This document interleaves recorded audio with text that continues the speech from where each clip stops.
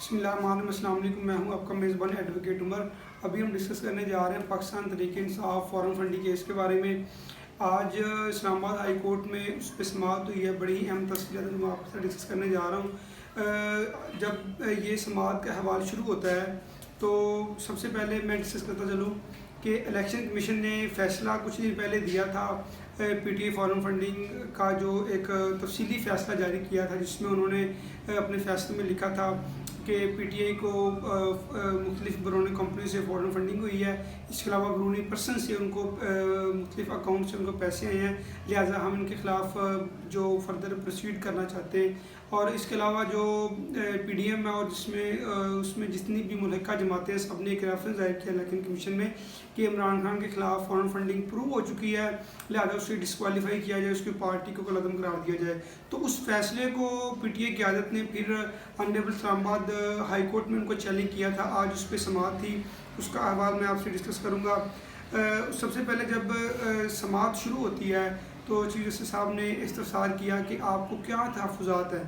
तो पीटीआई की तरफ से केस को रिप्रेजेंट कर रहे थे बैरिस्टर मंसूर अली साहिब और उनके साथ थे फैसल चौधरी साहब। तो उन्होंने कोर्ट को एक्सप्लेन किया कि जो इलेक्शन कमीशन ने जो केस फाइंडिंग की है, जो फैक्ट फाइंडिंग की है, इसमें जो जिस तरह की फाइंडिंग की गई है उनकी तरफ से कि ये फैक्ट हैं, इस अकाउंट से उनको ट्रांजैक्शन आई है, इस अकाउंट से ये हुआ है।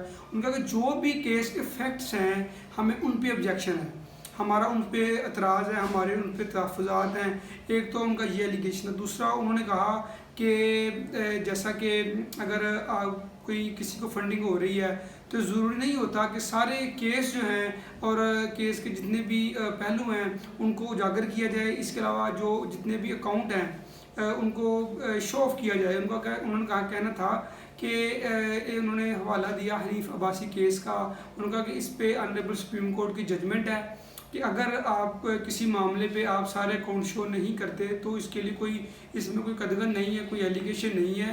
अगर पीटीआई ने कोई केस हाइड किए हैं तो उन पे ये सारी तफसील तो इलेक्शन कमीशन के पास मौजूद है कि वो कहाँ से पैसे आए, लेकिन अगर उन्होंने कुछ अकाउंट हाइड किए हैं according to judgement of Supreme Court तो उसमें कोई वो कदगन नहीं है, इस पर कोई एलिगेशन नहीं लगता। तीसरी उन्होंने ये रिक्वेस्ट की चीफ जस्टिस साहब से कि ये जो शोकॉज नोटिस जारी किया गया है इनको इसी माह का इलेक्शन कमीशन की जानिब से, उसमें जो प्रोसीडिंग की जा रही है उस प्रोसीडिंग को टेम्परेरी रोका जाए और जो भी फिर तफसीलात होंगी या जो भी तफसीली फ़ैसला ऑनरेबल हाई कोर्ट करेगी हम उस पर रिलाई करेंगे।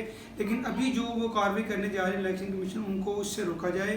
तो तमाम तर जो उनके आर्गूमेंट सुनने के बाद चीफ जस्टिस आमर फ़ारूक साहब ने उनके ये रिमार्क्स दिए कि ये मैटर काफ़ी कम्प्लेक्स लग रहा है, मैटर कम्प्लेक्स है तो इस पर लार्जर बेंच तश्कील देने की ज़रूरत है। हम इसको अर्जन कर रहे हैं। उन्होंने 18 अगस्त को इसको अर्जन कर दिया। 18 अगस्त को ये केस दोबारा फिक्स होगा, तब लार्जर बेंच इसको समाअत करेगा।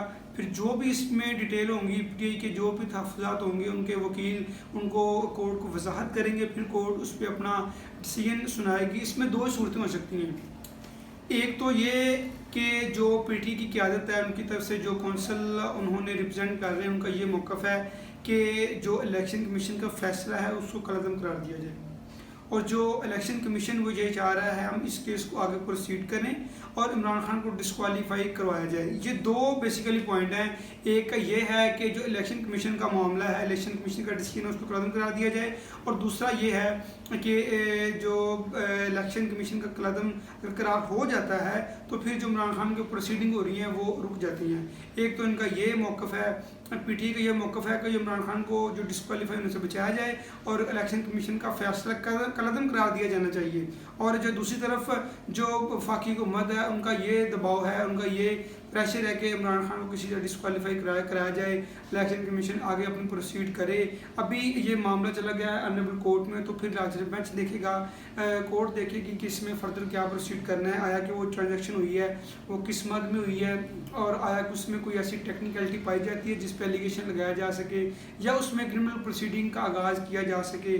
क्योंकि देखा जा सकता है कि फॉरेन फंडिंग जो पहले भी हमारे मुल्क में जो जितने भी ओवरऑल जो सियासतदान गुजरे हैं उनमें सबके कहीं ना कहीं बाहर ताल्लुकात हैं, सबको कहीं ना कहीं बाहर से पैसे आए हैं।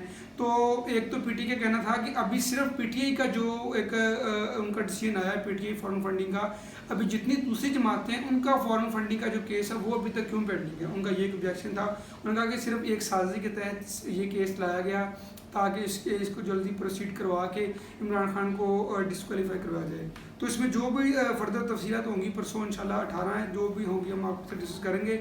और क्या अदालत इसको कलअदम करार देती है या क्या अदालत कहती है कि इसको फर्दर प्रोसीड करें। तो जो भी इसमें तफसीलात होंगी हम आपके साथ शेयर करेंगे। तब तक के लिए अपना बहुत ख्याल रखिएगा। अल्लाह हाफिज़।